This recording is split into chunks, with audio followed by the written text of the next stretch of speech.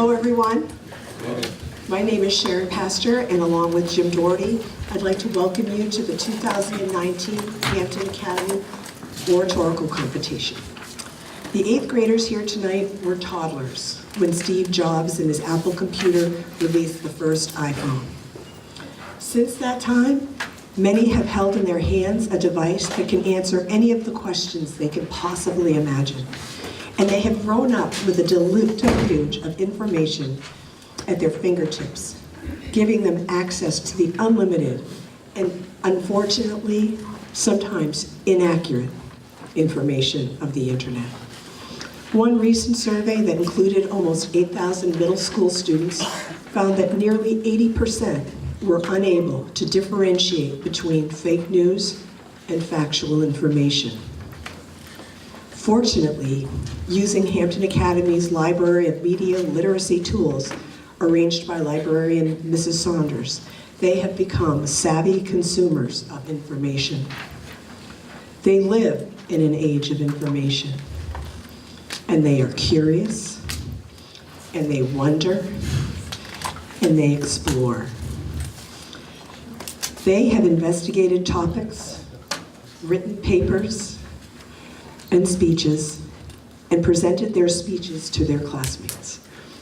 The students here tonight were selected by their classmates and their teachers to participate in this event. Thank you, Sharon. Hello, everyone. We are once again grateful to our judges from the Hampton Rotary Club, Rich Jabadlo, Dave Reed, Karen Ferris, Caitlin Hamill, and Dave Longo. Also judging tonight's event is last year's first place winner, Layla Hassan. We are also pleased to have Mrs. Lori Cotter, the language arts teacher who began the oratorical competition over a decade ago, here to assist the judges, along with math teachers Karen Bonsaint and Andrea Dutton, who will tally ballots. We appreciate the support of Superintendent Kathleen Murphy and Hampton Academy's administrators David O'Connor and Anna DeValder. Thanks to John Judson for filming the event, and thanks to all of you, and especially to our 8th grade students. Please sit back and enjoy. Following each group of 5 presenters, there will be a short break.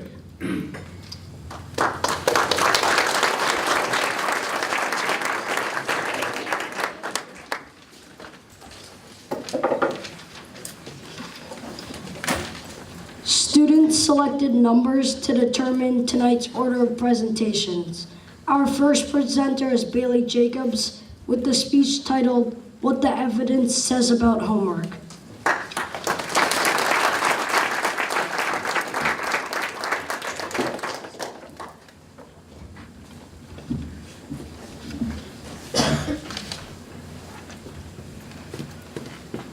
Homework, the greatest dread of students. Who wants to go home after a long school day and do more schoolwork? Nobody. But is there a reason behind this? Teachers believe so. Are they right? Everybody in this room has had homework at one time or another. Whether you're a parent and experience your child doing homework, a teacher, or a student, you see the effects of homework today. I recently asked my teachers their reasons for giving homework, and their answers were consistent across the subjects. First, so concepts learned in class are reinforced at home. Second, because there isn't enough time to teach and practice what is necessary. And third, to practice building skills. These seem like valid reasons, but are teachers getting the desired effects? Looking into life outside of school, these questions can be explored and maybe even answered. Let's find those answers. We'll begin with the benefits. Time management, task completion, organization, and responsibility are all examples of important benefits of homework. In addition, they say that being able to do things that you learn in class but at home helps establish independence from your teacher. And to add a more obvious note, homework is shown to improve test scores because you get more practice. It's also shown to improve student achievement and the likelihood to attend college. The average student who was assigned homework outperformed 68% of students who weren't. That's a big difference that really needs to be taken into account. Homework reinforces learning and helps develop life skills, which students only retain about half of what teachers teach them in class, so this gives them the opportunity to learn and retain all of the information.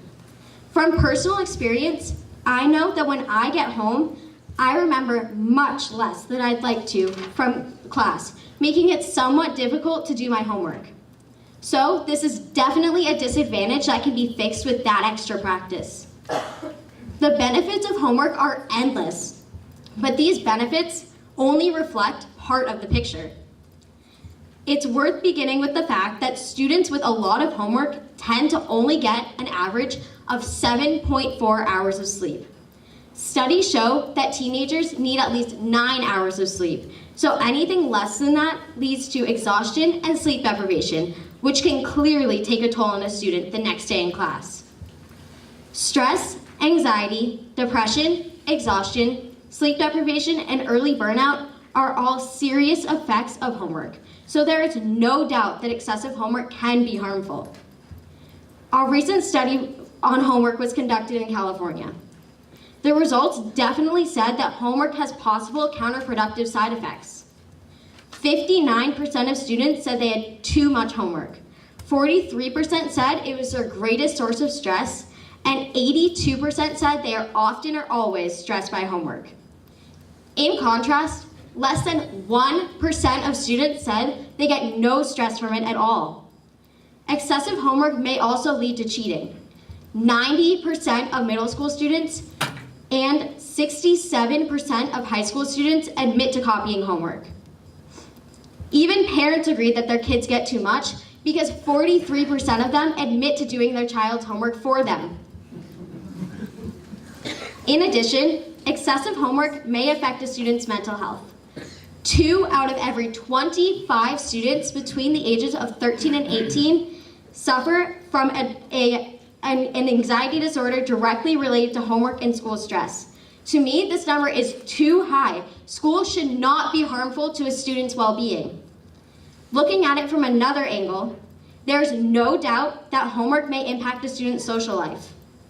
According to the American Educational Research Association, whenever homework crowds out social experience, outdoor recreation, and creative activities, and whenever it usurps time that should be devoted to sleep, it is not meeting the basic needs of children and adolescents. To sum it up, homework is important, but so is our need to be young and have a social life. So what does this all mean? The experts say that being social and getting involved in extracurricular activities are highly beneficial, but so is homework. What should come first? My conclusions from looking at research is that homework, something I do not love and that takes up a lot of my time, is still necessary. However, teachers and school administrators have to keep in mind the potentially negative effects that excessive homework could bring. So, next time someone jokes about homework ruining their lives, in some ways, it actually could be. Homework is like exercise. If you get the correct amount of it, there are amazing benefits, but if you overwork yourself, there could be serious consequences. It's just a delicate balance. Thank you.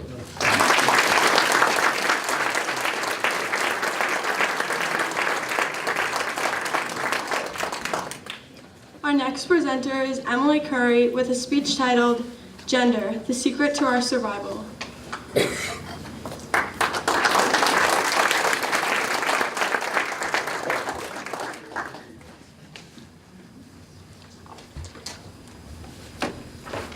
A gender-equal society would be one where the word gender does not exist, where everyone can be themselves.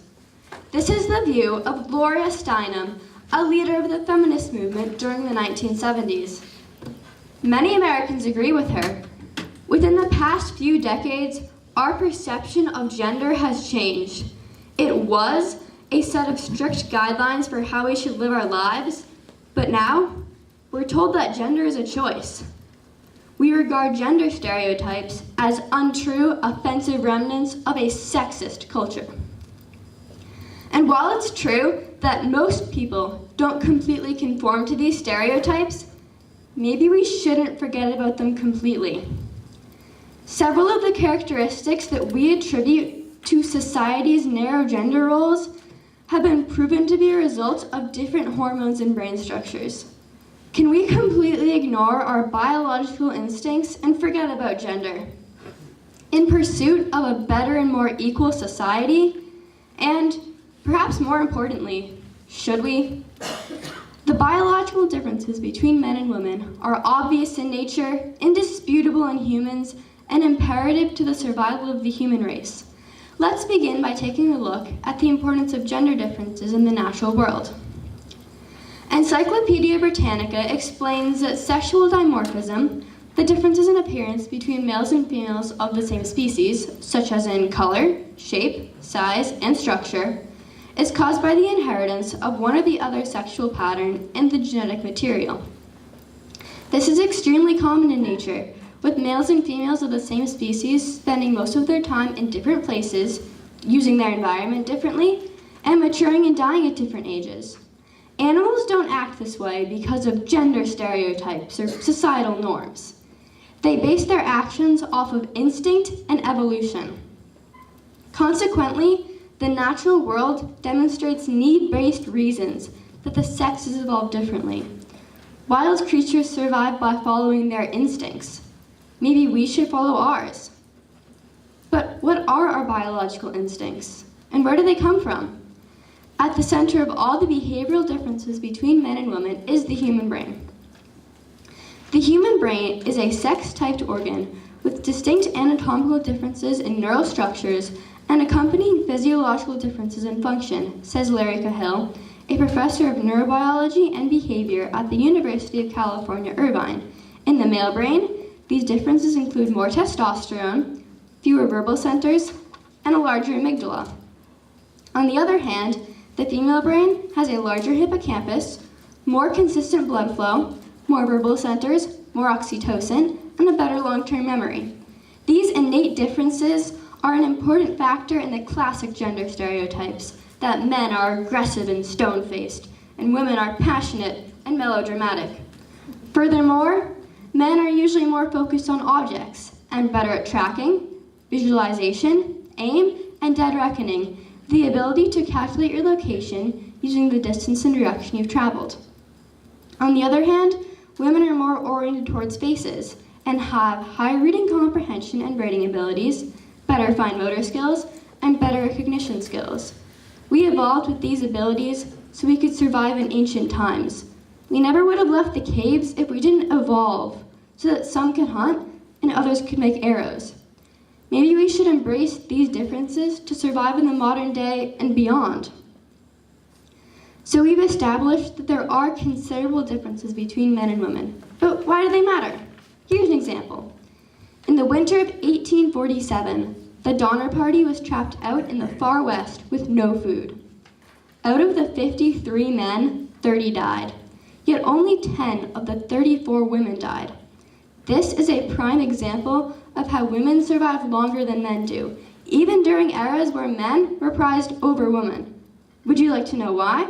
Well, you're not going to find out anytime soon. It's theorized that because women have 2 X chromosomes, it's easier for them to deal with a mutation in one of those chromosomes. Others believe that men evolved in a way that prized reproduction over lifespan. Either way, we're out of luck. Unfortunately, little research is done about the differences between men and women.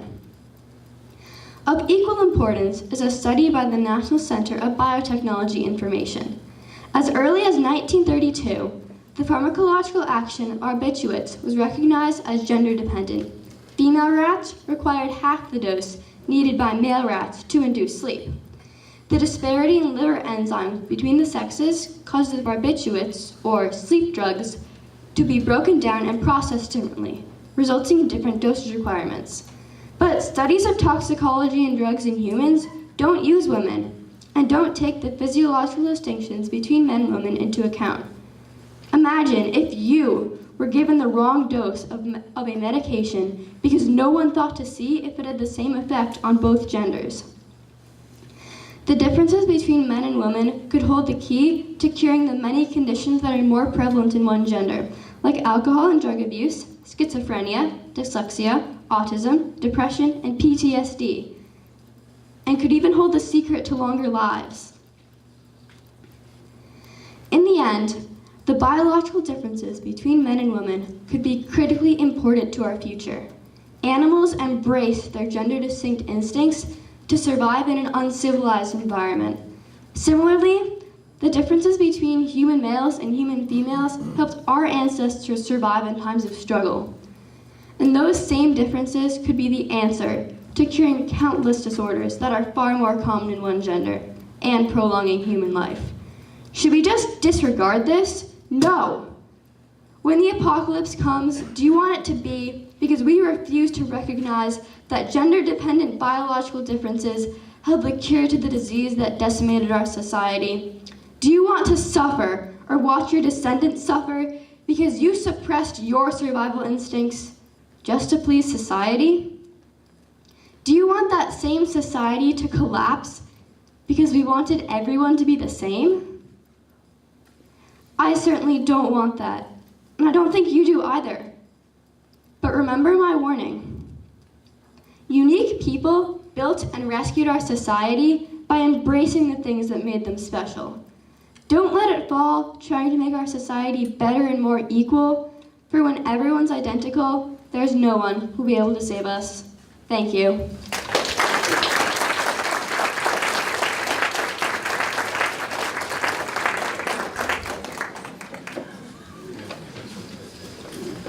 Our next speaker is Jackson Giampa with the speech titled, What Makes an Effective Leader?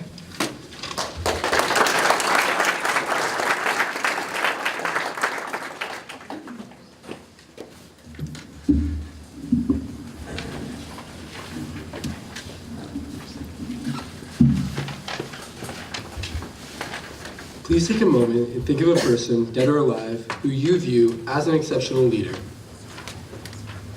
Perhaps you have thought of a personal mentor, or a historical figure, or a modern hero. Now, I want you to think a little bit more about this person. Do you agree with everything he did? Do you believe she was perfect in every way? Most of the time, the answer to this question will be no. This is because there is no such thing as a perfect leader, as there is no such thing as a perfect person. However, there are universal qualities that can be identified in effective leaders. So, what makes an effective leader? And how do these qualities bring the admiration and respect we need in our leaders? George Washington, Martin Luther King Jr., Adolf Hitler, Julius Caesar, Mahatma Gandhi, Fidel Castro, Mother Teresa, Kim Jong-un. All of these people are connected in one very distinct way: influence. They are very powerful leaders and have fought persistently for what they believe in. Whether it is a violent dictator like Hitler attempting to conquer the world, or a humanitarian like Mother Teresa aiding the poor, power always comes down to that one word: influence. The word influence by definition means the capacity or power of persons or things to be a compelling force on or produce effects on the actions, behaviors, and opinions of others. In other words, influence means the ability to manipulate. An effective leader will obviously have to have a certain amount of control on those being led, because if the leader does not, societies may experience events such as revolutions or civil wars. But of course, uprisings such as these will only occur if there is a massive and powerful leader. What happens if the leader in question is merely an experienced supervisor? Do they still need to be able to influence you? The answer to this question is again, yes. The reason for this stands in the very definition of leader itself. According to dictionary.com, leading is the act of motivating a group of people to reach a common goal. But how much is too much? Where is the line between leading and controlling? We all know somebody that can be far too controlling, and at points this can become very annoying. But imagine a person like this in a position of great influence. This may turn into a dictatorship with one very power-hungry leader at its center. Take Fidel Castro, for example. He had a very powerful position in the Cuban Revolution, and once he had won, Castro decided to make himself prime minister and turn the island into his very own communist country by using the people's efforts against themselves. Crystal Aries from connectus.org says that nations under dictatorships often have harsh penalties against criminals. These types of leaders also have the power to impose martial law and curfews anytime they please. Thus, people are careful not to misbehave or violate the laws for fear of getting punished or imprisoned. This may seem like a good thing, until people start to wish for more freedom.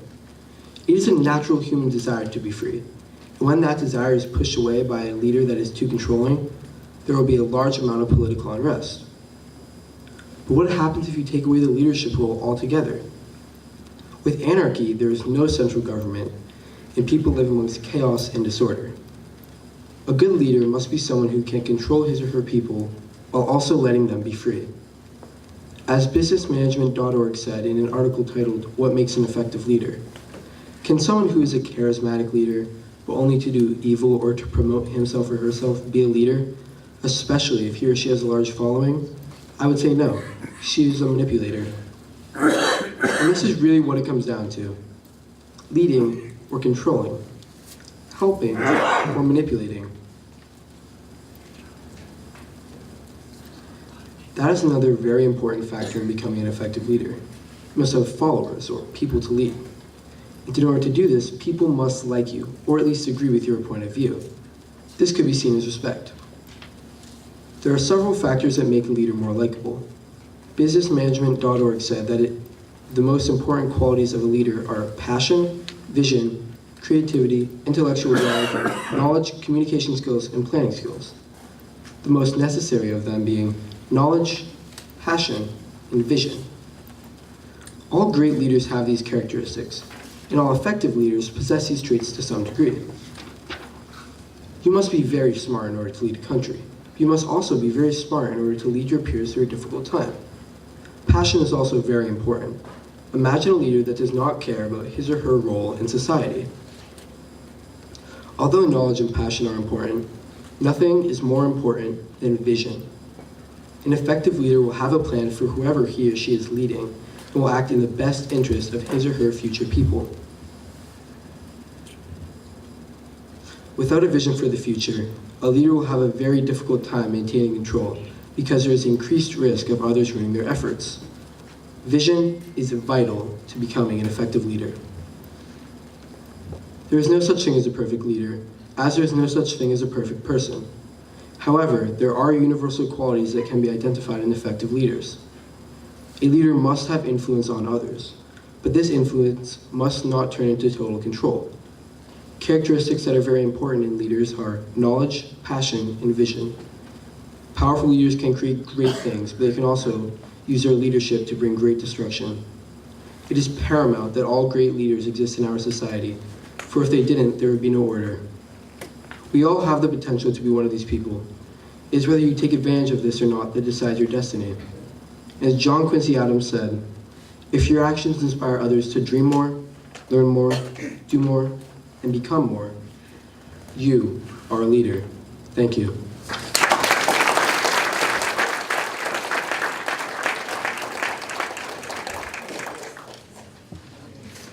Our next presenter is Ryan Chafee with a speech titled Public Service Announcement. The media is desensitizing people.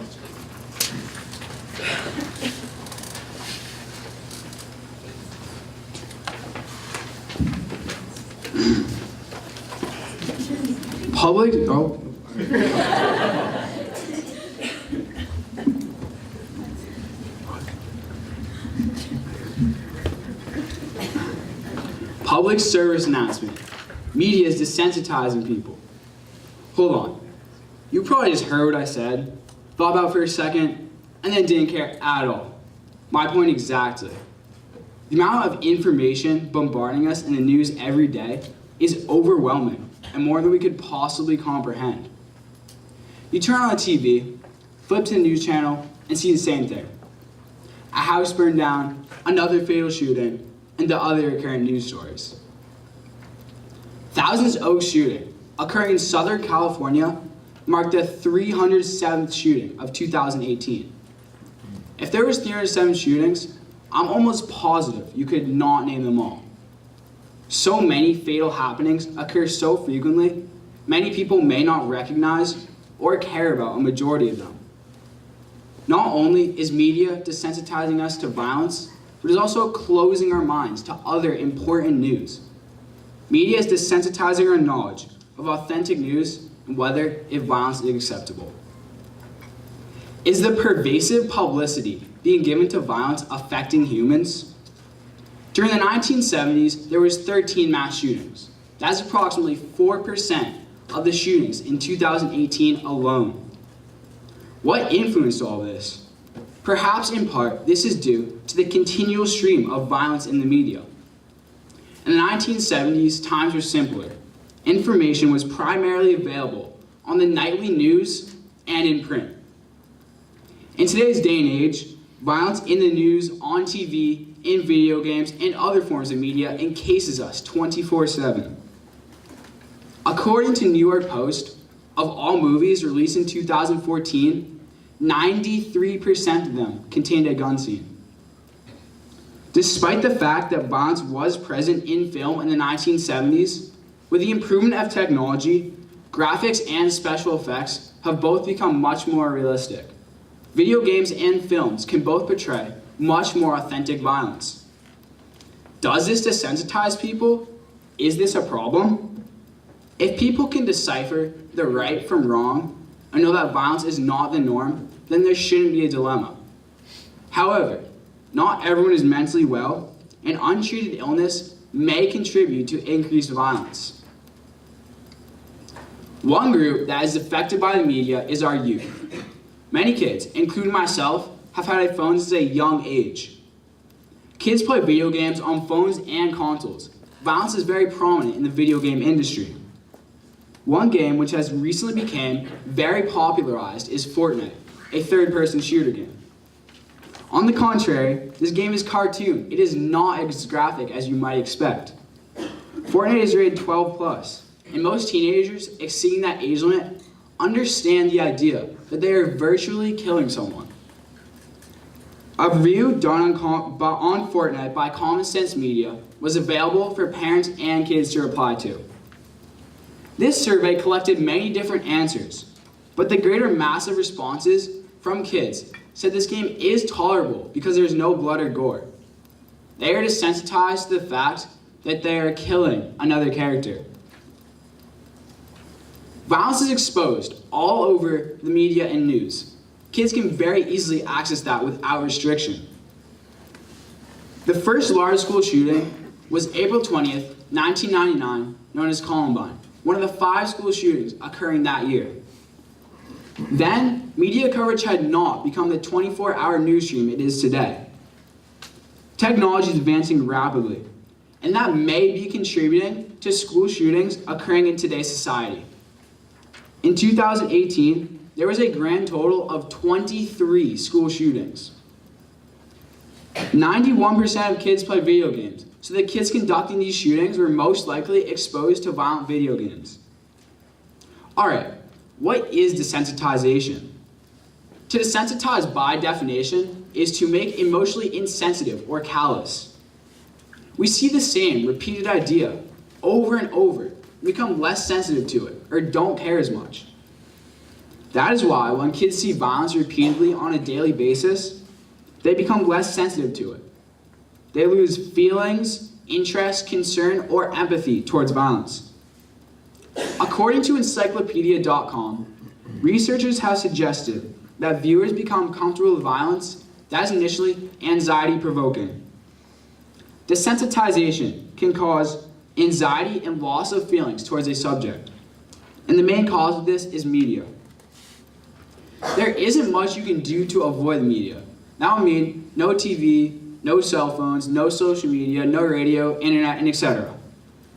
Overall, with the constant advancement of media and technology, there may not be an obvious way to avoid desensitization. The best way is just know that violence is wrong and not something to be taken lightly.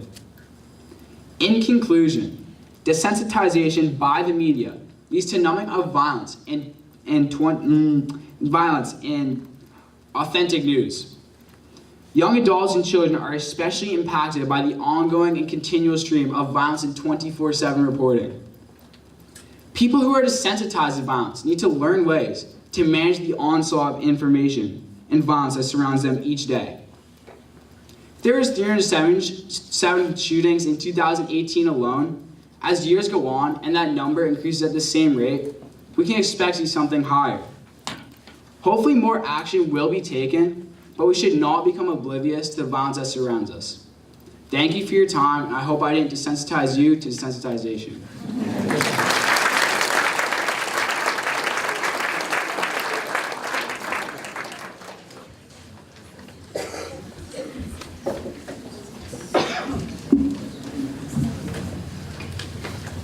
Our next presenter is Taylor Boyce with the speech titled, "What Does It Mean to Be an iGen?"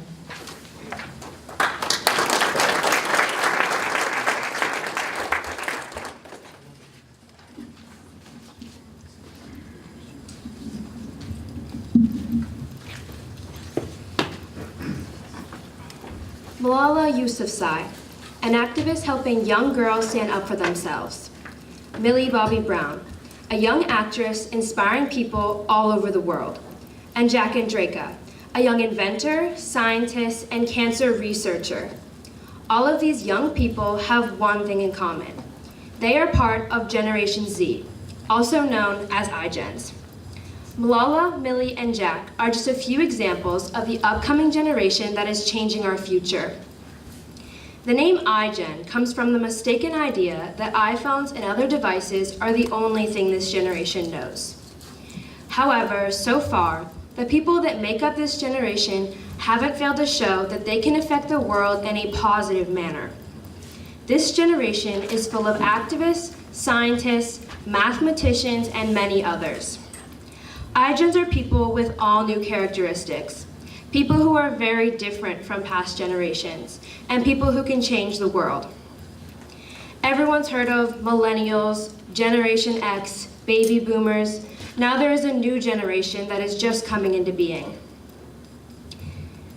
According to Time, iGens were born from the years 1995 to 2012. We are now growing up and starting to make an appearance in the world as a strong generation that can do great things. According to Time magazine, iGens are brought into a very realistic world at a very young age and show some terrible things of what our world encounters, including events like 9/11. We are also told things like, as quoted in Time magazine, if we want to succeed, we have to work our butts off.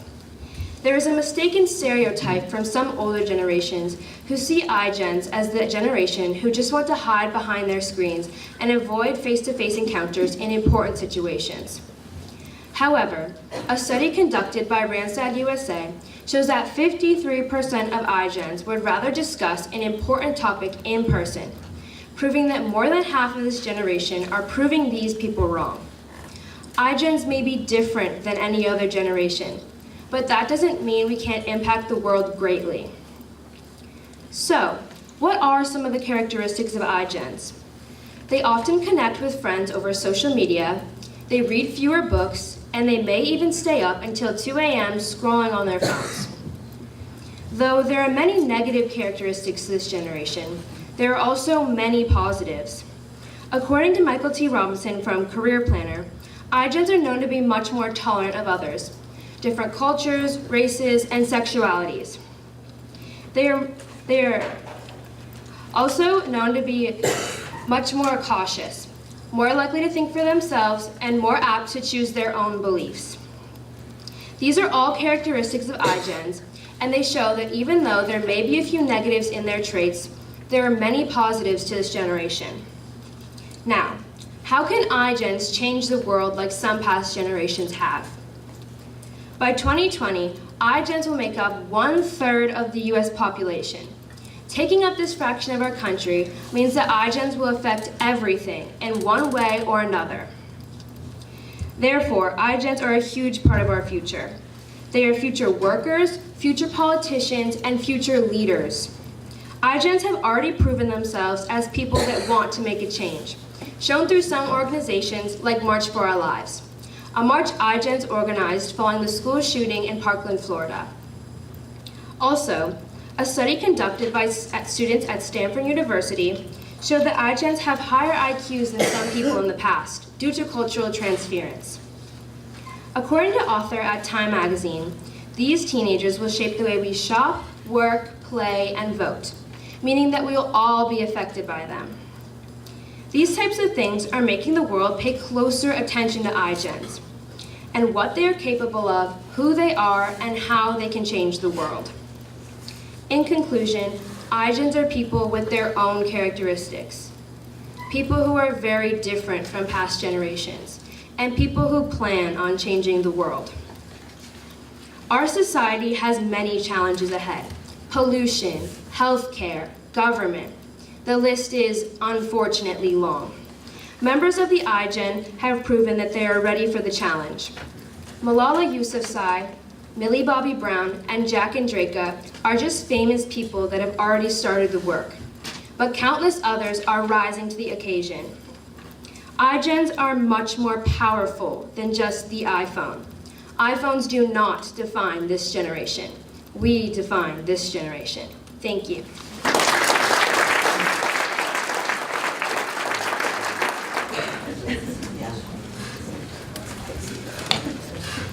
Our next presenter is Sidney Whelan with a speech titled A Simple Prescription.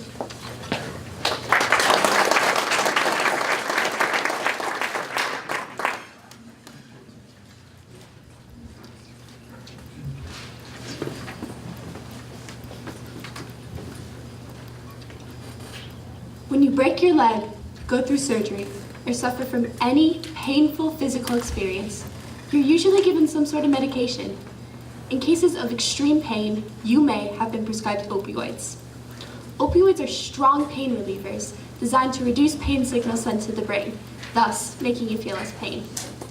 They are a very effective and helpful treatment. However, when used incorrectly, they can become very addictive and very dangerous. Over the years, pharmaceuticals have become an extremely profitable business.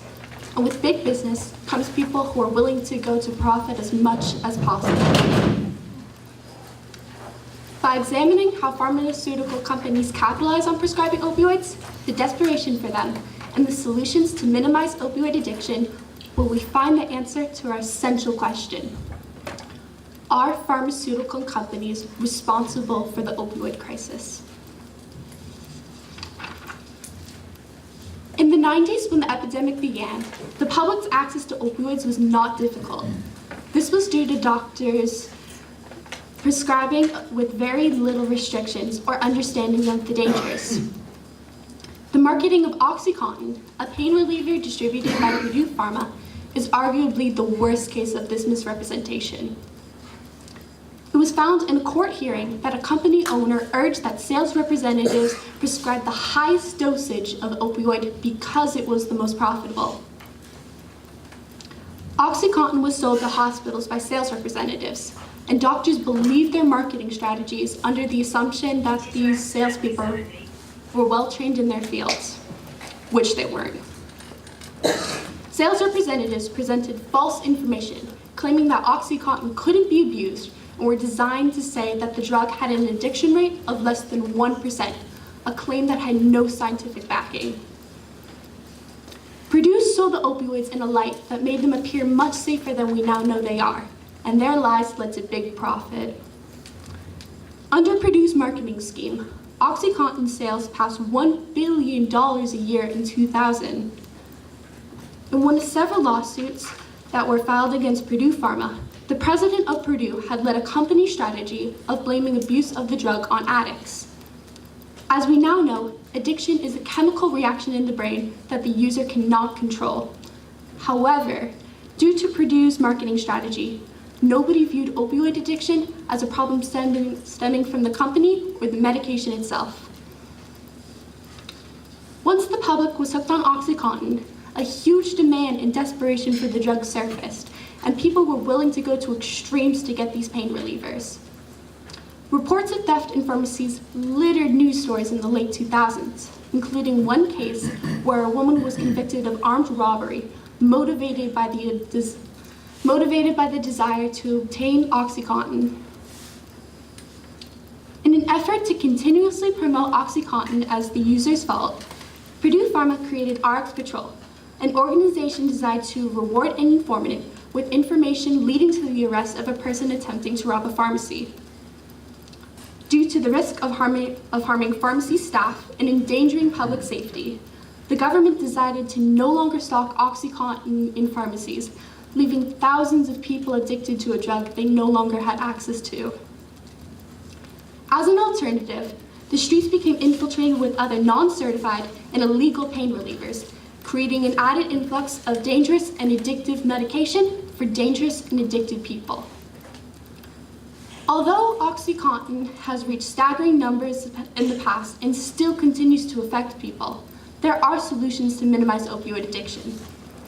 In terms of government and state solutions, many organizations and programs have been created to help users. For example, this year, New Hampshire Governor Chris Sununu has authorized the forming of New Hampshire Opioid Overprescribing and Misuse Project Advisory Council. This council aims to address problems with opioid prescriptions and misuse patterns. As human beings, one of the most important things we can do to help is to erase the social stigma that surrounds addiction. Pharmaceutical companies such as Purdue Pharma have succeeded in falsely persuading the public that opioid addiction is a criminal act that the user can control. Years of scientific research has proven that this is not true. However, surveys have shown that this stigma is evident in the general public who believe that addiction is a moral failing. In order to minimize the damage of the opioid epidemic, it's necessary that the citizens of our country change their mindset and find the compassion to help those suffering. In conclusion, pharmaceutical companies are responsible for the opioid epidemic. Purdue Pharma and other pharmaceutical companies have over-distributed opioids, creating a chain reaction leading to the creation of thousands of users, and, more importantly, have plagued the public's trust in the medical community. Purdue's capitalization on opioids and the public's desperation for them has created an epidemic that has left a mark on our nation and our citizens. With mistakes comes loss and tragedy, but there also is a lesson to be learned. Due to the opioid epidemic, we now know so much more about how the brain copes with addiction, and many organizations and agencies have been created to help keep people safe. Progress has been made in reducing the damages of the opioid crisis, but there is still more to be done. Fundamental changes can only occur if people are willing to help. Only then will we have a shot at ending the opioid crisis. So I challenge you as human beings to change your mindset on substance misuse and end the stigma of addiction. I challenge you to find the heart and the compassion to help others. I challenge you to help make a difference. Thank you.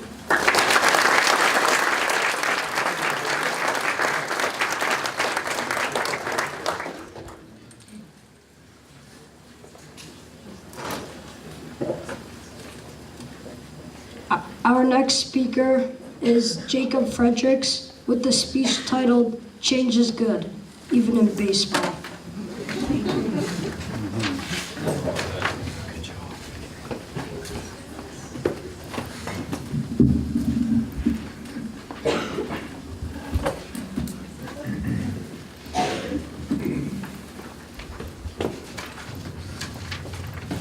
Baseball.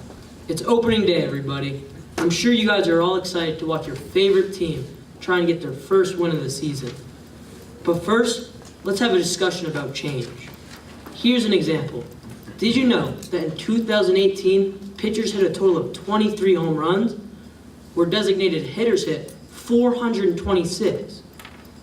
Did you also know that pitchers get hurt from hitting 15% of the time? A designated hitter is a non-fielding player who only bats, and it's usually for the pitcher.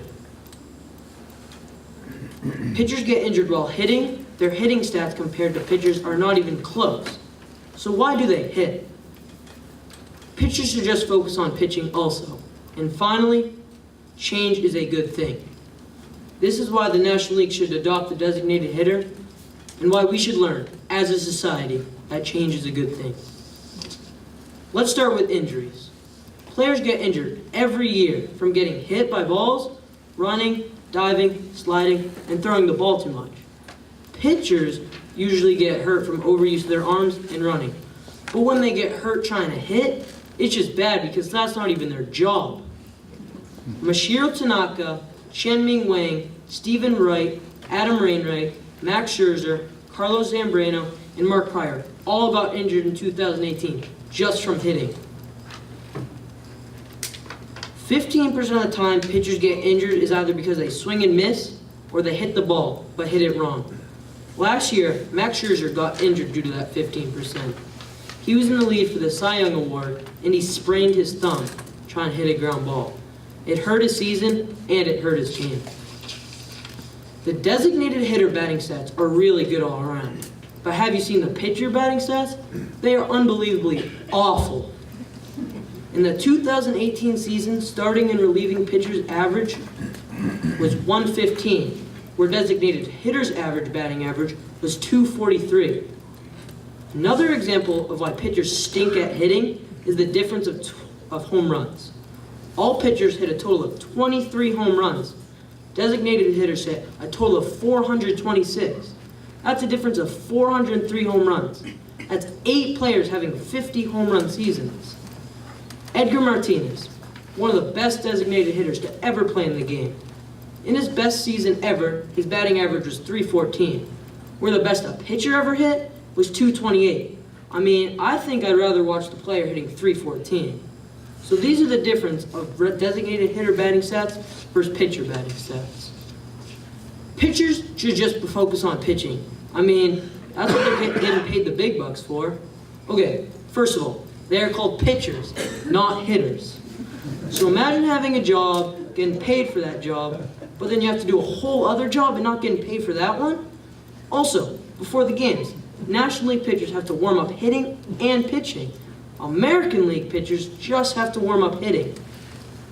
Last year, 30% of the time pitchers batted, they bunted, or at least tried to bunt. As Bill Belichick says, do your job. Pitchers in the National League are being asked not to. So let's learn from this. This portrays real-life society and shows how change is a good thing. Change can challenge your value and beliefs, but overall, it's for the better. Change can also offer new opportunities. There are even some rules that baseball has today that it didn't have in the beginning. There were no called strikes, the pitcher didn't throw the ball overhand, and you had to bounce it once before it even reached the plate. Some opportunities that change can offer in baseball right now are 15 new roster spots on National League teams, more money for players, and more hits for fans. Right now, the MLB is even suggesting it. Rob Manfred, the commissioner, is talking to National League owners, but they are a little hesitant because they are scared of change. Well, consider the benefits in society. For example, the change to technology in the labor force. Also, people now have a greater access and more opportunities to further their education, such as going to college, whereas in the past, majority of people in our society only had a high school diploma. The National League should adopt the designated hitter rule. They need to do this because pitchers are getting injured. The batting stats between the two positions are not even close. Also, pitchers should just focus on pitching, and things should change because change is good. If the MLB finally changes this dumb rule, more good can come out of it. If they change it, some owners will be a little less hesitant in other decisions involving change. This could also impact players, coaches, and even young fans like myself. As Robin S. Sharma, a Canadian writer and lawyer, says, change is the hardest at the beginning, messiest in the middle, and the best at the end. Thank you.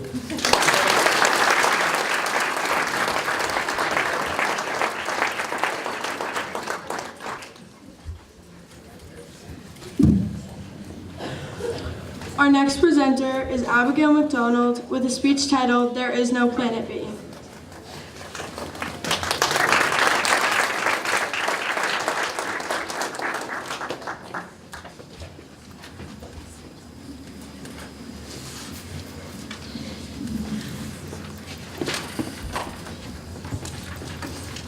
According to World Book, sustainability is defined as the ability of an activity or way of life to continue over the long term without exhausting resources, damaging the environment, or harming people. This is something that we do not have. How would you feel if someone told you that the Earth, the place you live on, will expire in 30 years? Well, how do you feel now? Because that's exactly what I'm telling you. At the rate humans are devouring the environment and its resources, if something doesn't change now, there could be no fixing it. There are many things that contribute to the huge amounts of damage that humans are doing. For example, the overuse of natural resources, the rising pollution, and rapidly spreading water pollution. These are just some of the components contributing to the crumbling of our environment. Thankfully, there are some people trying to fix the things we've done, but not nearly enough. First off, humans are running out of natural resources faster than we can snap our fingers. The knowledge of humans running out of resources has been around for years, since practices by hippies in the 1960s to largely fictional books that are now reality. Unfortunately, most people who are given a say and given power are not giving change. Many ecologists around the world are trying to push this subject to people all around the globe. Famous ecologist Barry Commoner says, the environmental crisis is a global problem, and only global action will resolve it. We have done little to nothing to help this, considering that we've used 2/3 of all our natural resources. 2/3. For example, 24% of our land has been cultivated. We've used 45% of fresh water, and 40% of coral reefs are ruined or destroyed. Sadly, the major causes of all this is human-related. Alongside, air pollution is one of the biggest contributors to the destruction of our environment. It is a serious problem and is causing issues all around the world. The main contributor to air pollution is the release of fossil fuels. Fossil fuels are released in almost every large factory 24/7. It's released when we do things like burn coal for energy or even drive to and from school. In fact, some places have such horrible air quality, they must go outside wearing masks or risk chance of getting a disease. This worldwide release of gases even affects our weather. Air pollution causes things like acid rain. In the US, the rain acidity is about 2.1 on the pH scale. This is the same as lemon juice. Yes, lemon juice. In addition, this long-term pollution causes enormous amounts of destruction, one being global warming. This makes seasons warmer than usual, causing plants to bloom and trees to lose their leaves too early, affecting the whole ecosystem around it. Also, the increase in global temperature can cause an extreme amount of deadly storms. For example, in 2017, there were a total of 17 named hurricanes just in the Atlantic, 6 of which were major and deadly. It was one of the top 10 hurricane seasons ever. Furthermore, water pollution is also a huge problem. The pollution of our waters affect the animals and plants living there. And some people may think that it doesn't matter to us because we don't live in the ocean, but those animals are not only a food source, but imagine someone coming into your home, ruining your food, ruining your air, ruining your water. Well, that's basically what we're doing. One of the major contributors to water pollution is littering. Scientists believe that around 10 million tons of plastic go into our oceans each year, ruining our waters. In fact, there is a garbage patch in our Pacific Ocean that's twice the size of Texas, 600,000 miles. Now imagine California, Venice Beach, the picture of summer, the picture of sunshine. Well, now imagine hazmat suits in that picture.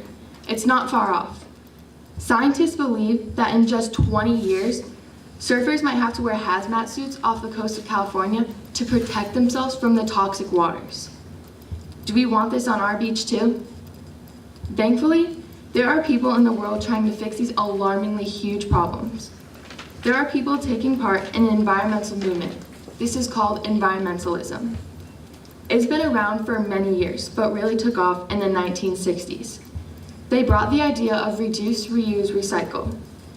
These people have also been trying to introduce laws to stop animal abuse and make it so that government powers must consider how actions will affect surrounding wildlife. Furthermore, a group of people are trying to make it so that cars meet a certain fuel efficiency and companies control the types of chemicals they release into the air. These people, including me, believe that creating a better environment will create better human health and well-being. To conclude, humans are doing extreme amounts of damage to our world, our earth, our environment. And if more people don't realize this, our planet won't be fixed. We are largely overusing natural resources, and it doesn't help that we pollute our water and air. With all that goes on in our world, we need something to bring us together. And in the words of activist Wendell Berry, the earth is what we all have in common. So let's protect it. Because may I remind you, there's no planet B. Thank you.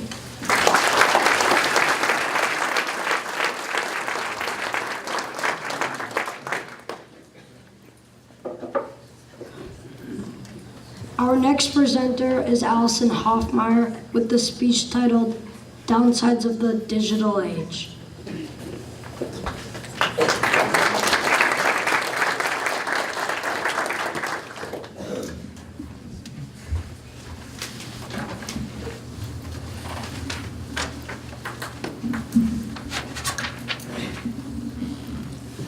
The 21st century is frequently referred to as one of the most influential time periods in history. Cell phones, computers, and countless other modern technologies have advanced us to where we are now. Many people nowadays can't even imagine what life would be like without Facebook, YouTube, or Google. According to an article by Pew Global, access to the internet is considered so vital that in 2016, the United Nations passed a non-binding resolution to make disruption of internet access a violation of human rights. The internet is used all across the world, with a global median of 75% of people who use the internet or own a cell phone. Of course, there are many positive aspects to this digital world that we're living in. Health advancements, industry, and transportation have all grown tremendously in the past couple decades. But don't be mistaken, it's not all fun and games. Naturally, all good things must come in moderation. This includes the digital world. Along with the many benefits it brings, the digital age has its downsides. The effect on social media, jobs, and lifestyle are just a few of those negative results. Do you remember the day you got your first phone or your own computer? Even if you can't recall it now, at the time it probably felt like one of the best days of your entire life. Finally, you had your own freedom, your ticket to the rest of the world. But what you might not have realized was that it was also your ticket to depression, illiteracy, and addiction. Up until the 21st century, phones were primarily used to call people. But recently, making phone calls has become much less common. The new epidemic spreading is social media. A study conducted by Pew Research Center found that 77% of Americans, roughly 3/4 of the population, goes online on a daily basis. Apps like Instagram, Snapchat, and Twitter have rapidly taken over. Social media has grabbed control of many lives. It has a huge impact on emotions, relationships, and even the development of the brain. The widespread use of social media can lead people to compare themselves to others and opens up the door to cyberbullying.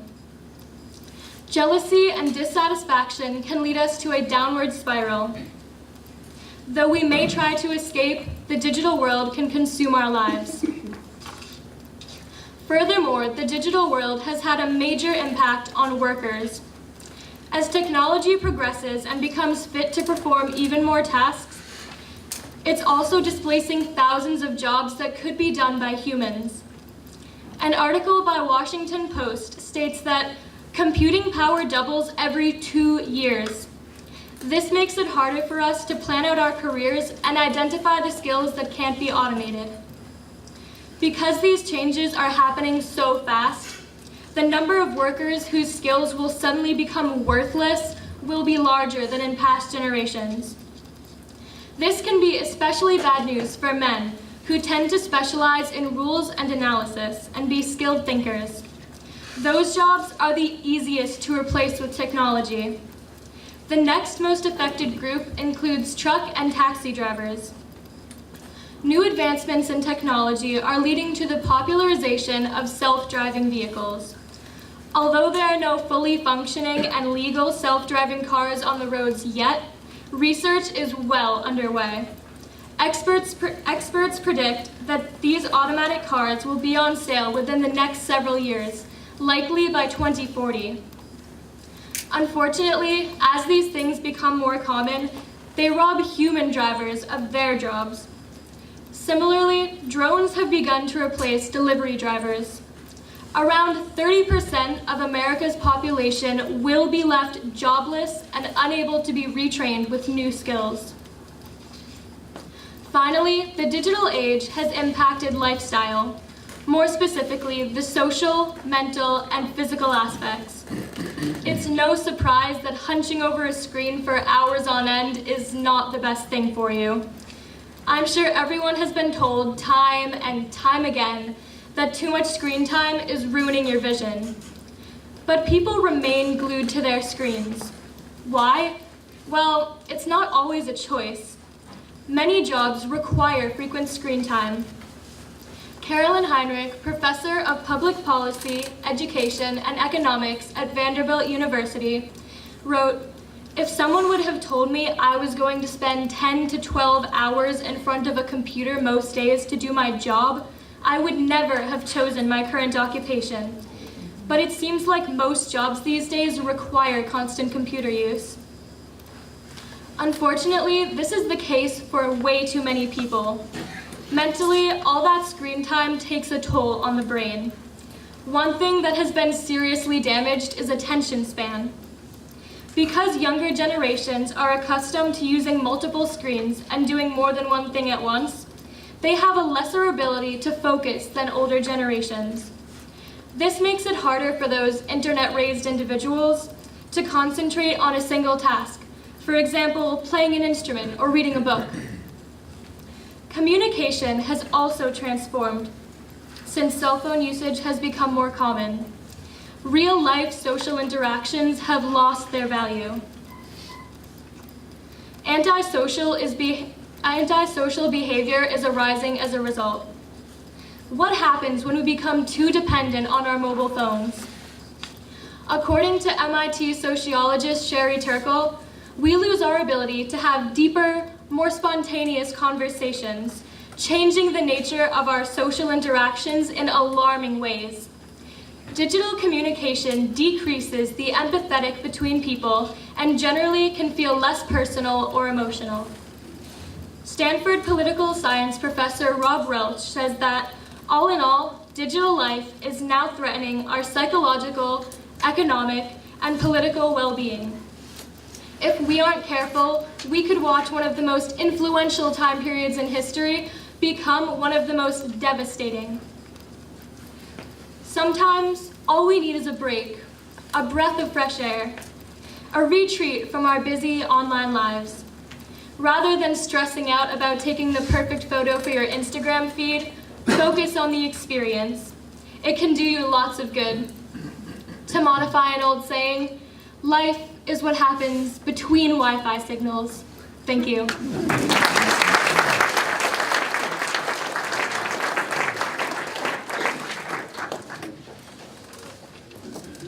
Our next presenter is Sophie Valhouli with a speech titled Logic, Creativity, and the Paranormal.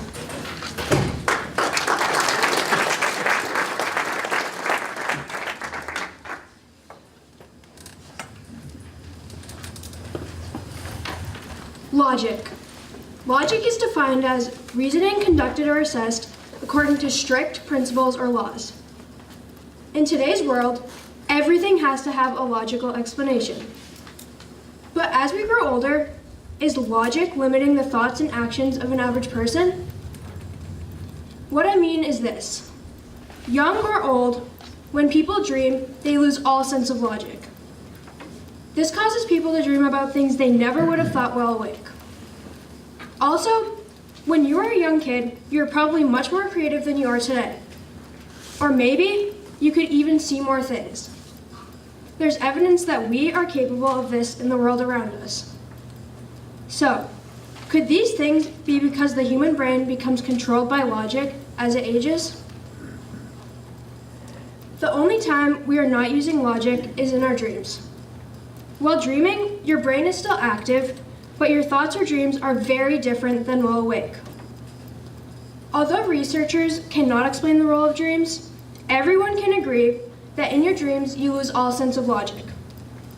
Things happen in our dreams that once we are awake, we are surprised or confused as to how our brain thought of them. Researchers think this may be because dreams are controlled and triggered by the emotional centers of our brain rather than the logical regions.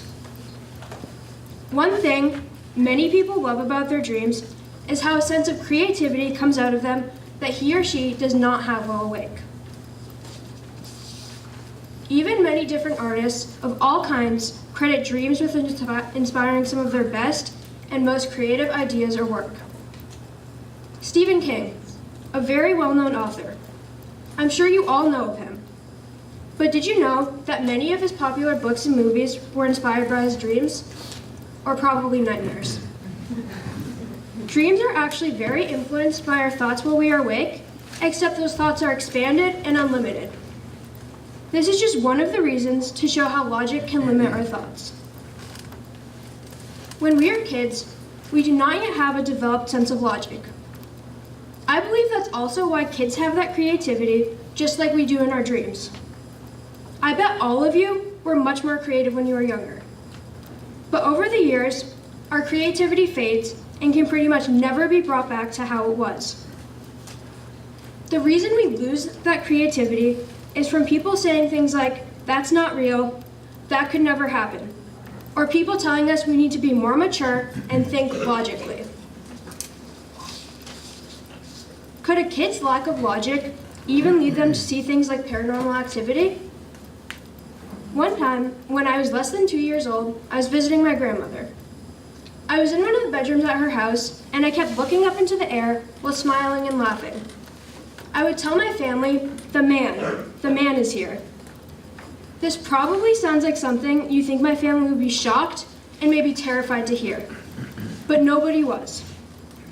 Nobody was surprised because my 2 older brothers had done the same thing at around the same age. One of my brothers would even say a name. He would say to everyone, "Rory's here." Neither me nor my brothers knew this at the time, but apparently a man named Rory had previously lived in the house and he even died there. So, why was it that when me and my brothers would see the man, nobody else could? Was it because we had not yet gone through the years of adults telling us there's no such thing as ghosts and that's not logical, just so we wouldn't be scared? Could people really not be able to see the things young kids can just because we have convinced ourselves there's no logical reason for things to exist or happen? Not only do many people believe a young kid's lack of logic makes them see things that older people can't, but many people believe this happens to animals too. Look at your pets. They definitely don't have this developed and controlling sense of logic that people do, and it clearly affects them differently.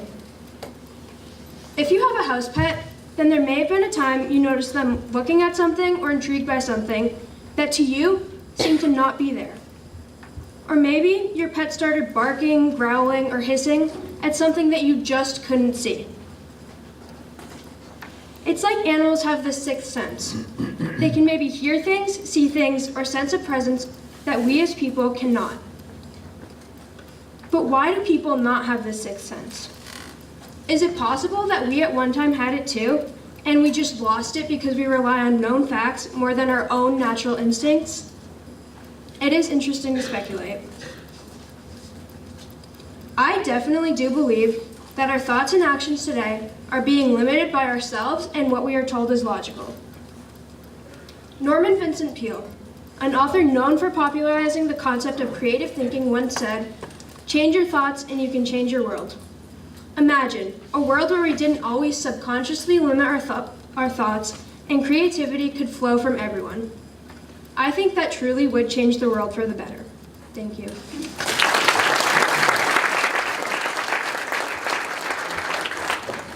Our next presenter is Mary Kirby with the speech titled Self-Confidence Issues in Boys and Girls and How It Affects Them Differently.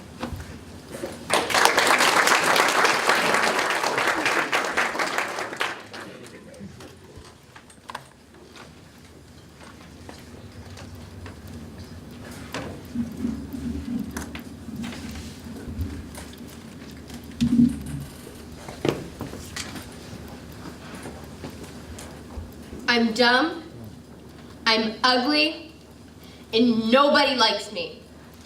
I like my life, I just don't like myself. These are statements that my friend has said recently. These are statements that at first look are just sad, but lack of self-confidence can affect your everyday life. Your mental health can be impaired by self-confidence. No one decides to have them. It is forced on you by onlookers that most likely know nothing about you. It is a burden that you need to carry with you, a burden that is forced on you. Self-confidence issues are found in both genders, girls and boys. It just affects them differently. Self-confidence issues are not just caused from one thing, and the ending result may even affect you as a person. And in some cases, you may even turn into a bully. And that may be what made you have self-confidence issues in the first place. You might become what you fear the most. But what causes this? One thing that is more commonly known to be in girls is self-image. We are not happy with our appearance. I asked one of the girls in my class if she is confident in herself and happy in the way she looked, and she said what I think a lot of girls feel like. She said, "I'm not happy with the way I look." "Why?" I asked. She said, "I don't fit the image that social media portrays." Another thing that can also impair your self-confidence is a traumatic experience, such as physical, sexual, and emotional abuse. All of these things can affect your feeling of self-worth.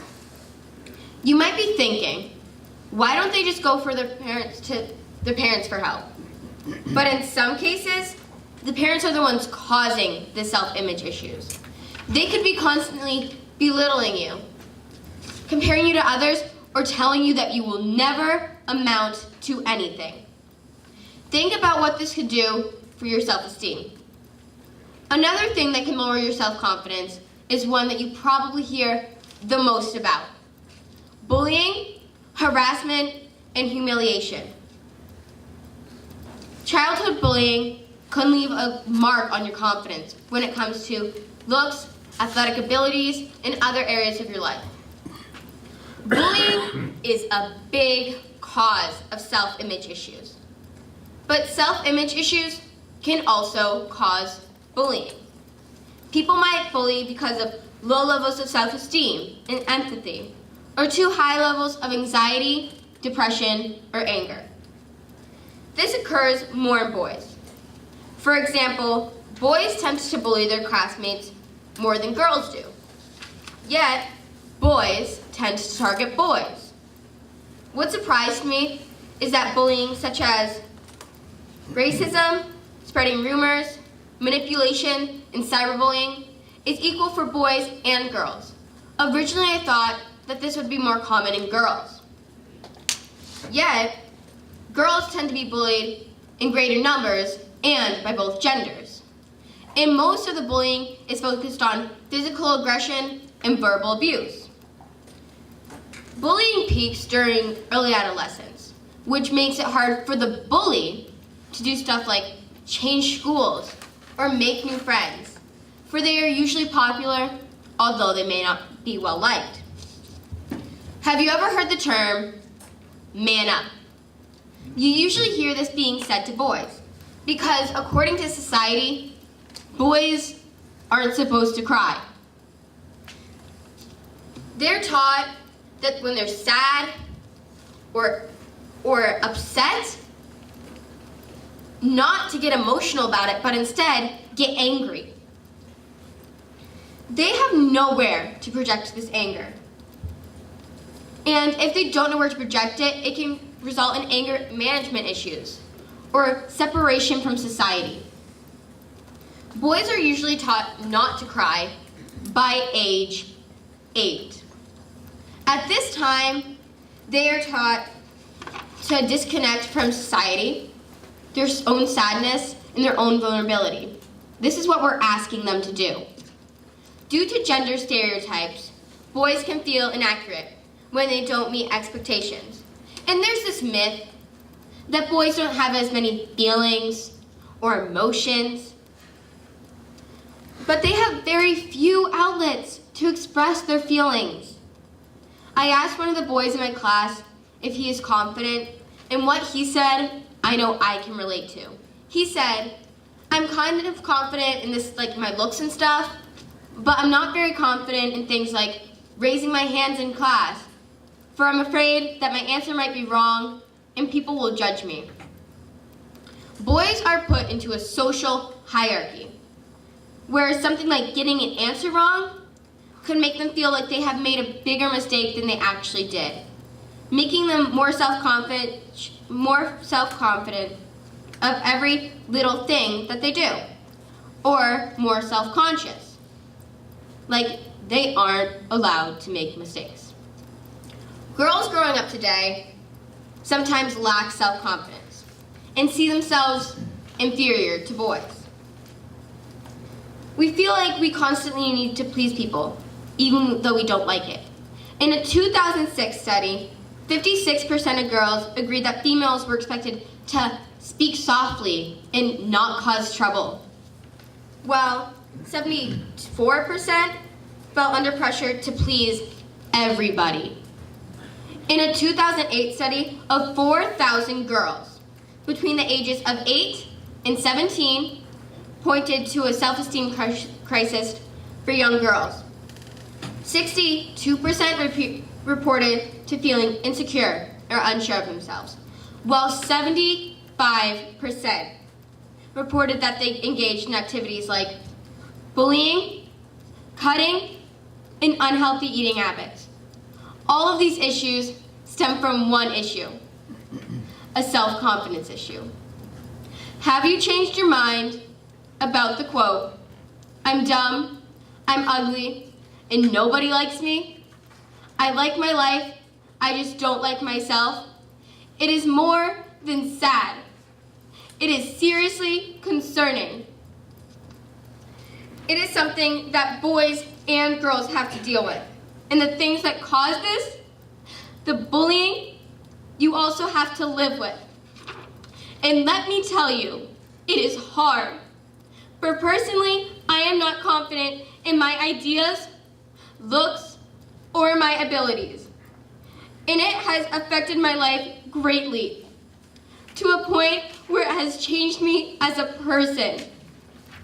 And some of the changes were for the worst. They have made me vulnerable and weak at times where I needed to be independent and strong. Boys and girls alike, boys and girls all the same, boys and girls that don't love themselves, they all hate the same thing. Thank you.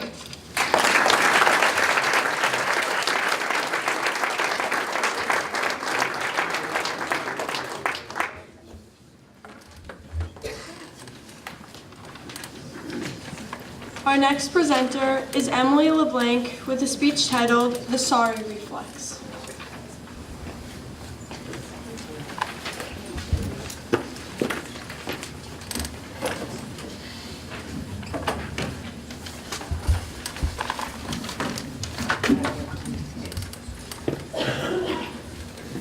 Imagine the following scenarios. Walking down the hallway, I bump into a classmate. Oh, I'm sorry. Returning food to the waitress that just served me. I'm sorry, but this is cold. Dropping my books next to a student as I navigate my locker. Oh, I'm sorry. But am I really? Learning to apologize for my mistakes was a lesson that I learned when I was very young, and most of us learn this as a form of politeness. It was your way to express your empathy after making a mistake or causing an offense. Until it has new meanings as you get older, and it starts appearing more often in your day-to-day speech. Now, you're beginning to apologize for seemingly everything, and the apology feels insincere. This harmless word has festered into something that has become more of a reflex than a polite term. And as you notice yourself doing it, you're noticing that other people are doing it as well, especially girls. A study by the National Center for Biotechnology Information demonstrated that girls' thresholds for what deserve an apology are lower than boys. So what is going on here? Why are people inadvertently using such a strong word like sorry as a casual everyday word, belittling it to something devalued? If we were taught how important this word was when we were younger, why are people using it so commonly? Expanding on that, what does sorry actually mean after all? Sorry is a word that is often misused, which also hides meaning behind it. This habit of apologizing so much can be broken, but it isn't always easy. Uttering the word sorry is a way to apologize after doing something wrong. However, that is not how most of these sorries are being used. Many of these apologies are misused or insincere. Firstly, when people, females in particular, experience something that has gone wrong, they may feel that it is their fault. Girls are victims of being overly compassionate sometimes and often resign to giving in to the benefit of the doubt that supports the real person at fault. A reason that girls qualify and apologize is to defuse or avoid situations that could lead to disagreements. Another reason for a misused apology is out of frustration. These sorries can be described as small acts of anger or frustration at not having the apology yet. A person may feel that a situation is so not our fault that maybe an apology can give the real person at fault a little push or hint to apologize. No, you are not saying sorry because you feel bad technically, but you're almost implying that the other person should. Lastly, somebody may apologize out of politeness. Girls' perception of politeness carries an extra burden. Although both genders are encouraged to have good manners, a heavier value is placed on girls' ability to be nice, polite, and compliant. Furthermore, when somebody begins their phrase with an apology to sound polite, they are demonstrating that they are not confident in what they are about to say and therefore weakening their next words. In these instances and more, trying to be apologetic may actually reflect completely different feelings. These overused apologies didn't just randomly start happening one day. In fact, the overuse and misuse of the word sorry usually is created during one of the most important times of our lives, childhood. According to Ray Jacobson, a specialist at the Child Mind Institute in New York, girls are most often taught to be confident but not conceited, be smart, but nobody likes a know-it-all. Ambition is good, but trying too hard is bad. Be assertive, only if it doesn't upset anybody else.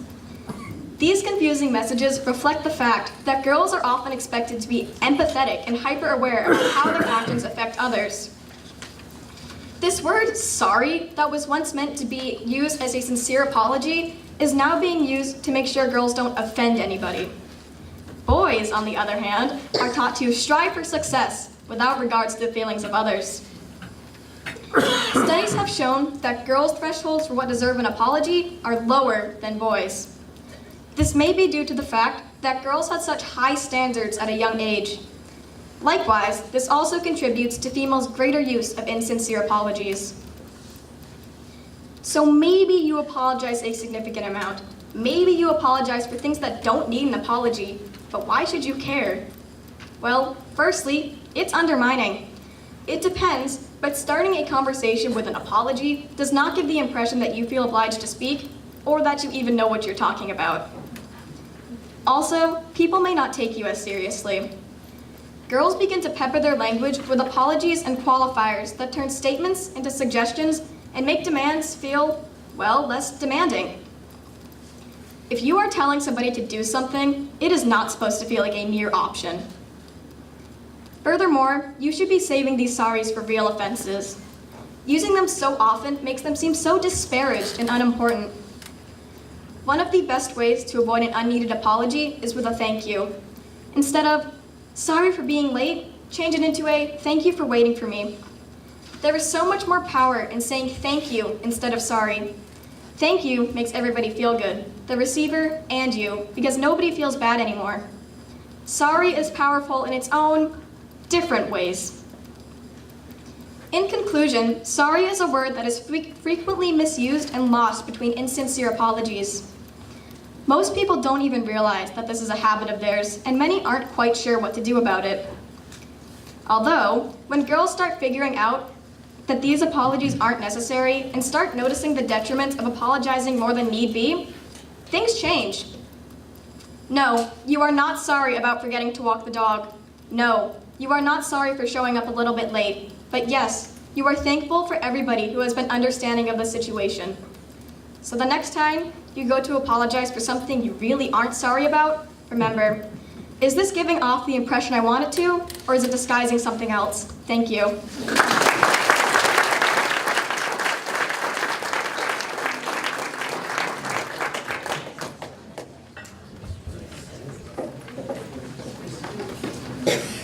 Our next presenter is Andrea Georges with the speech titled Barbie, the woman behind the dream house.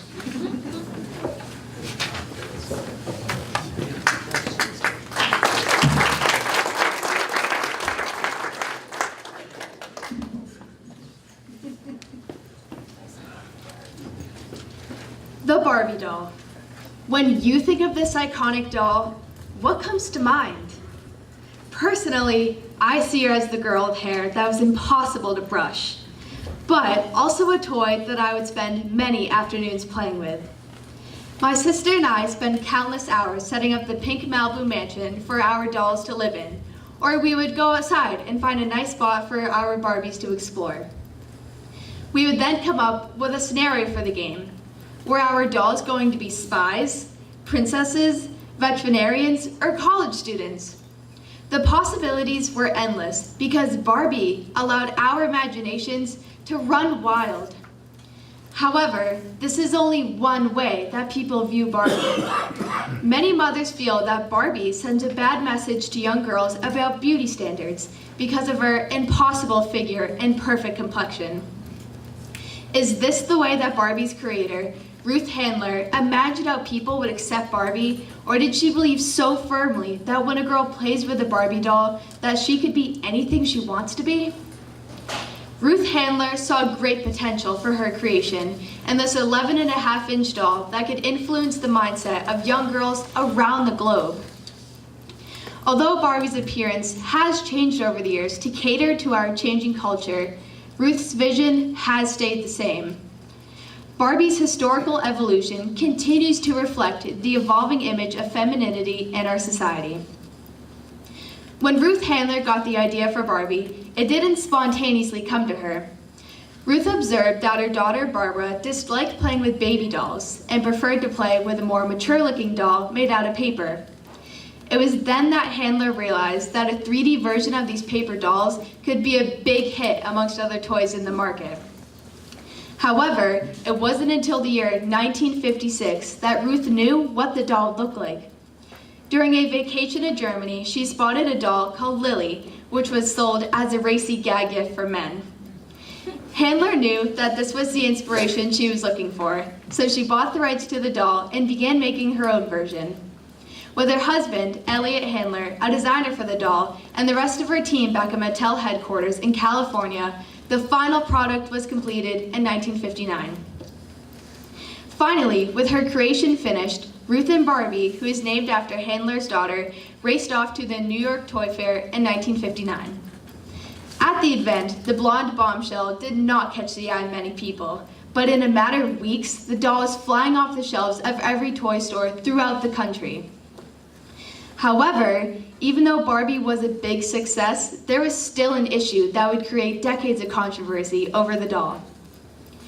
Barbie was created to give girls a way to imagine themselves as grown women, but many mothers question Barbie's influence on their daughters' young minds. Barbie is often criticized for portraying an unrealistic standard of a woman's body. Mothers are hesitant to expose such an impractical image of a woman's body to their daughters, in fear that they'll grow up to be unsatisfied with their own figure.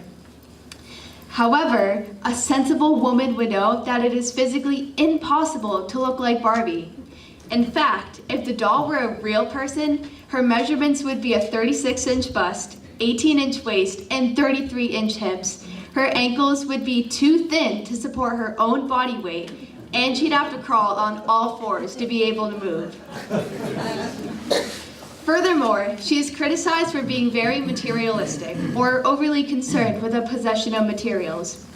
Some feel that it's not good for children to see a character who seems to have such a large quantity of expensive items.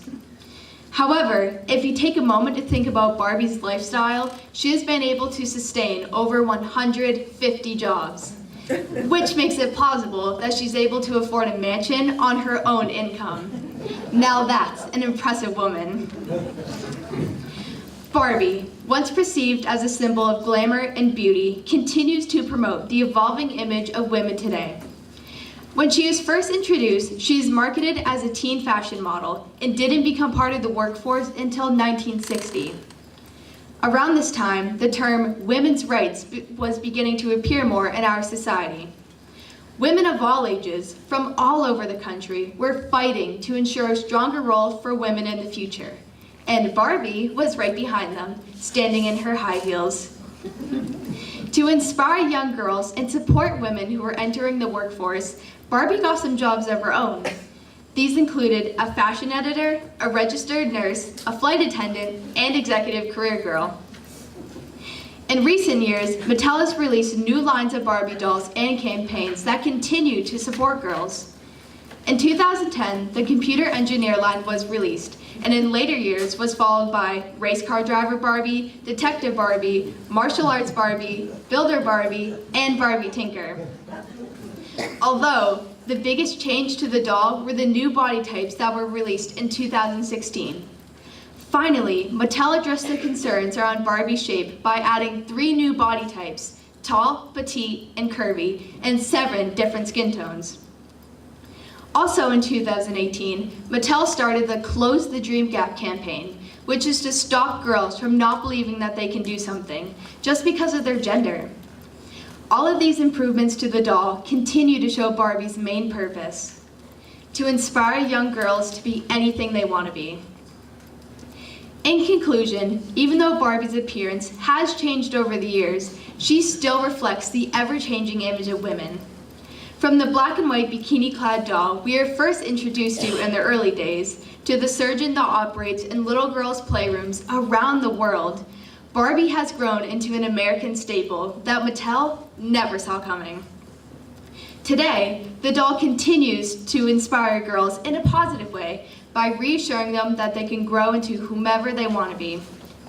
Although, Barbie is still viewed as a poor role model by many people. But when I would travel into the world of pink plastic with my sister, as soon as I lay my hands on my Rapunzel Barbie, a whole new world of opportunity opened up before my eyes, every single time. As Barbie's founding mother, Ruth Handler, once said, "My whole philosophy of Barbie was that, through the doll, the little girl could be anything she wanted to be." Barbie always represented the fact that women have choices. Thank you.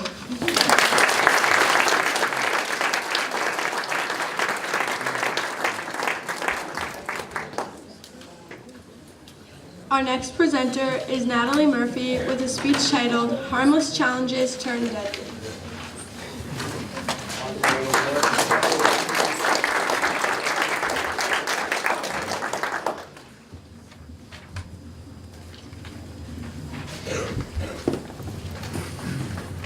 Internet challenges can be really fascinating to some teens, especially on social media. 95% of teens have access to smartphones, allowing them to discover these trends. Yes, I know some challenges like the ALS Bucket Challenge or the No Makeup Challenge is a positive activity that raises money for people with ALS or cancer.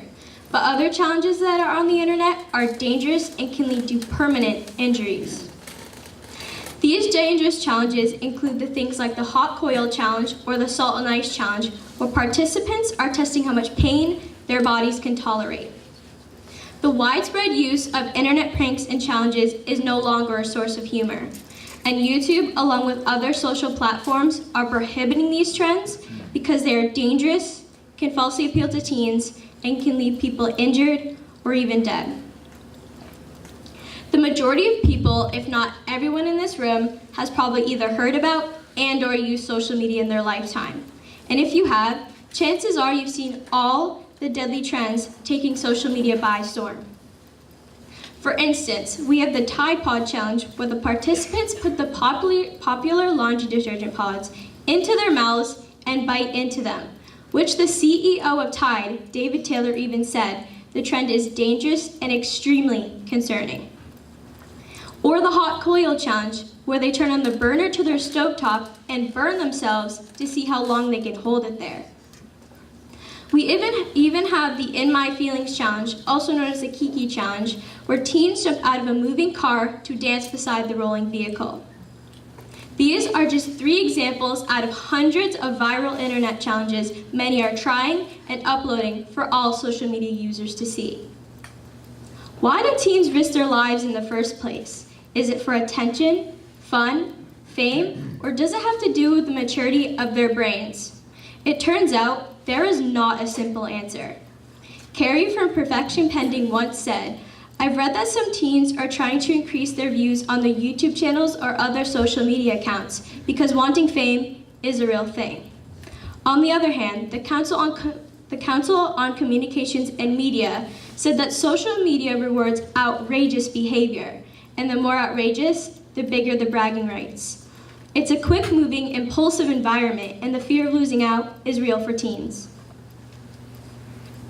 The average human brain isn't fully developed until the age of 25 years old, which in most cases is a long time away. So maybe this could be a psychological problem. According to CCM, the part of the brain that handles rational thought, the prefrontal cortex, is not fully developed. This means teens are naturally more impulsive and likely to act before thinking through all the ramifications. Despite the reason, too many teens are participating in challenges that are risking their lives. Outcomes of these trending deadly challenges vary from being injured to permanently injured to even dead. Doctors in poison control have seen an increase in the amount of teens that come in with life-threatening conditions.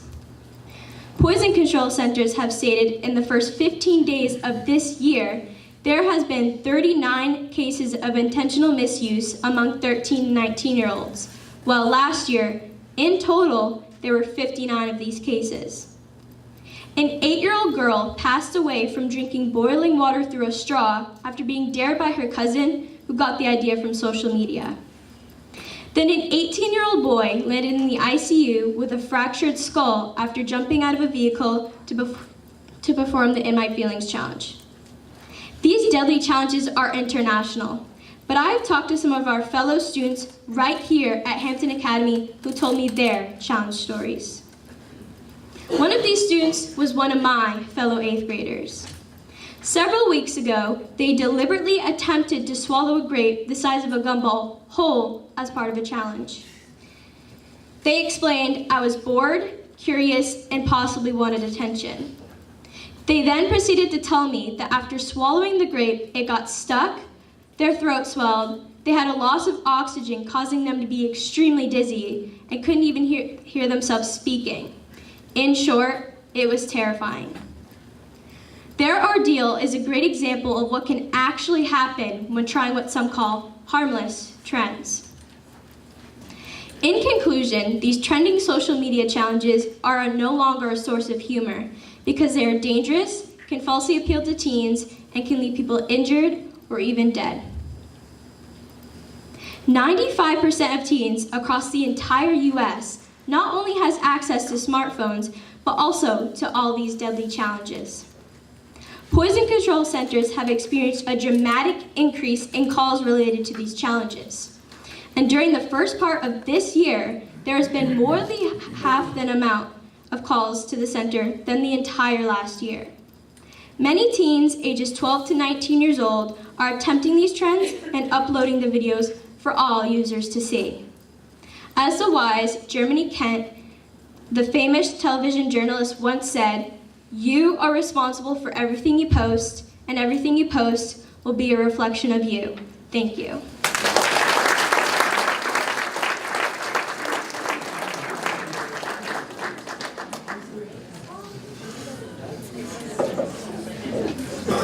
Our final presenter tonight is Ryan King with the speech titled, "Why the Wall Won't Work."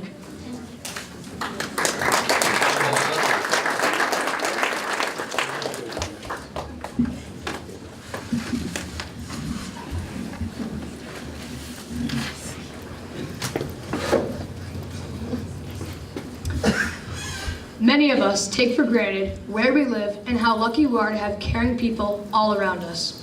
We can picture our homes and the people we love in our beautiful Seacoast community. But imagine that you live in the town of McAllen, Texas. You wake up one morning to find that there are construction vehicles right outside of your house. They're building some sort of wall. You remember all the talk about that wall that was going to separate America from its southern neighbor.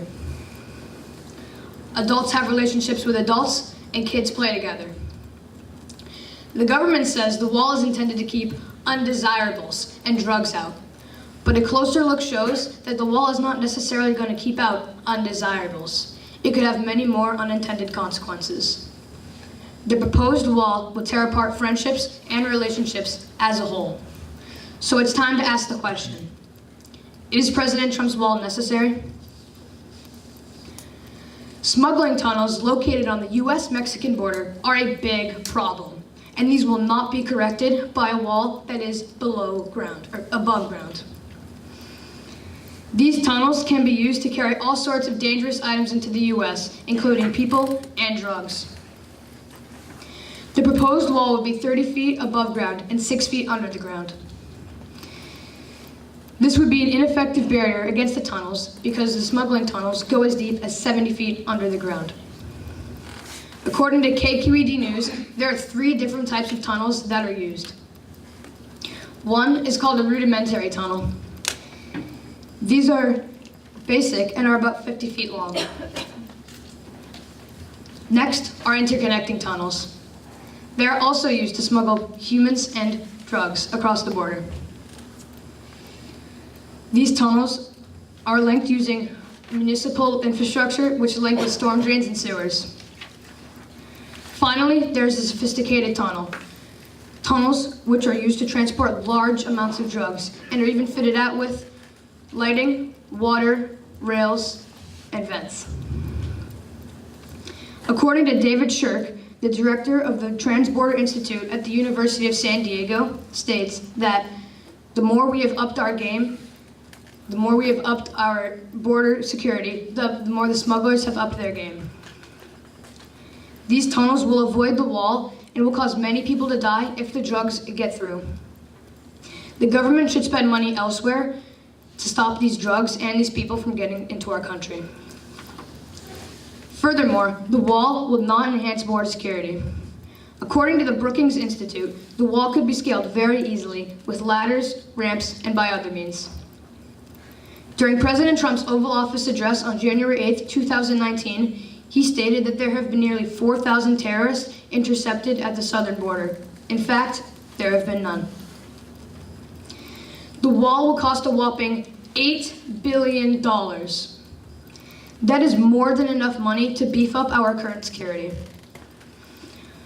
Additionally, the wall will have to go over various types of terrain, including rivers, mountains, and desert. The construction of the proposed wall would take such a long time to complete that after a potentially new president is elected in 2020, the wall would be undone and it would be a complete waste of money. There are many flaws with the effectiveness of the wall, and it would also not enhance border security. If the wall were to be built, the effects on the people and the environment would be catastrophic.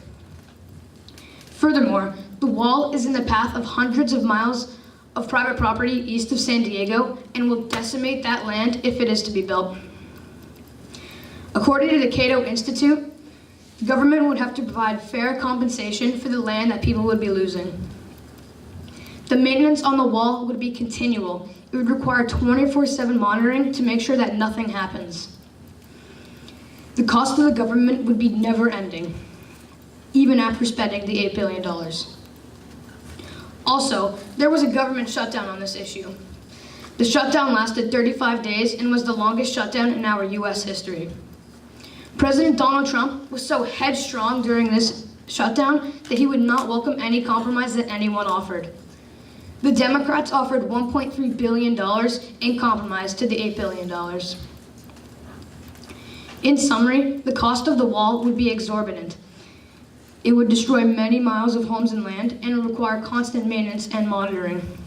Even with that, the wall would be an ineffective barrier against the tunnels where most of the smuggling occurs, and they would still be used for illegal smuggling. In conclusion, President Donald Trump's wall won't work. Now imagine, again, that you wake up in the town of McAllen, Texas. The wall is almost complete, and you remember all the good times that you used to have without that impulsive wall. Then, you make the decision to make a tunnel under the wall to see your friends in Mexico. The operation is going well for a few months when the police raid your house. They put you in jail, ruining your reputation and your life. Furthermore, your friends on the other side also get arrested. Because of an attempt to see your neighbors, you've destroyed everything you know and love. In Robert Frost's poem, Mending Walls, he writes that good fences make good neighbors, and while this may be true for keeping livestock, it certainly does not work for the security of our country. Thank you.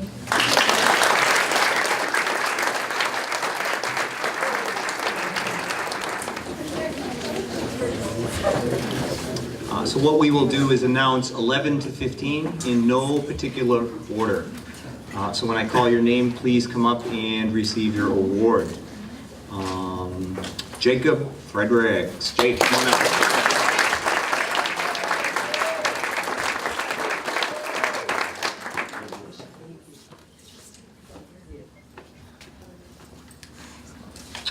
Jackson Giamba.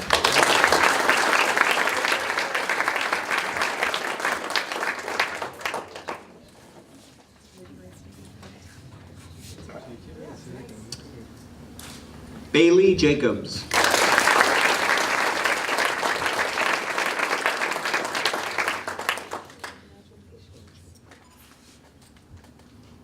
Ryan King.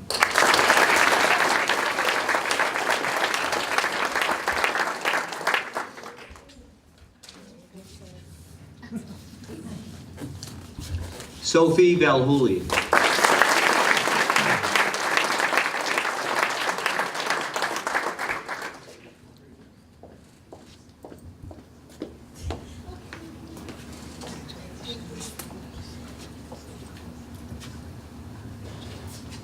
In 10th place, Emily Curry.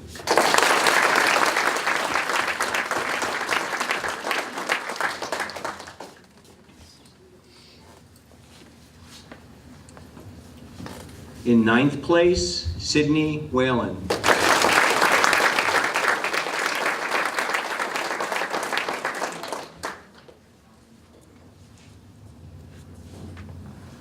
In 8th place, Natalie Murphy.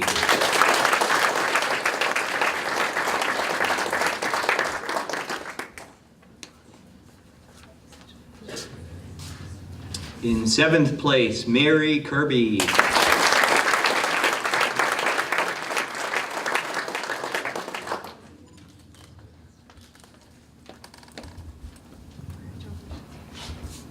Sixth place, Ryan Chafee.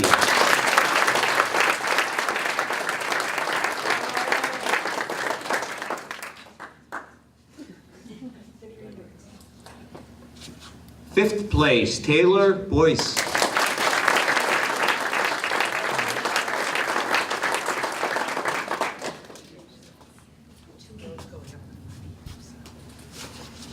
Fourth place, Abby McDonald.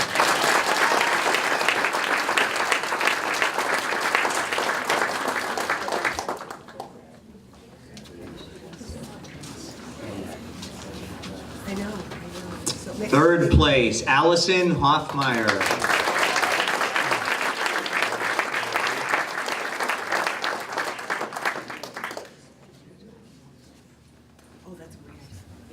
Second place, Andrea Georges.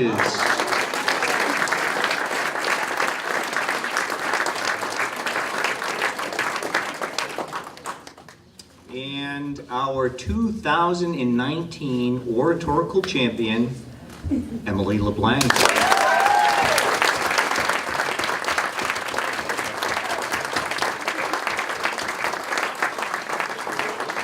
Ladies and gentlemen, I would like to conclude with thanking the Rotary Club, the Hampton Rotary, for once again being the judges. And I'd like to note that the Hampton Rotary has once again generously donated $100 each to the top 3 finishers to the charity of their choice. So thank you very much, Hampton Rotary. We appreciate your support every year with this project. Without you, it wouldn't be successful. And if one more time we could give all of these kids on stage one big round of applause. Thank you very much.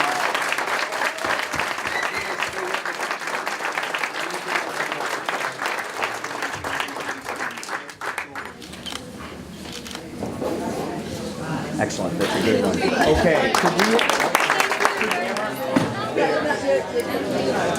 I know. Sorry. Caitlin's about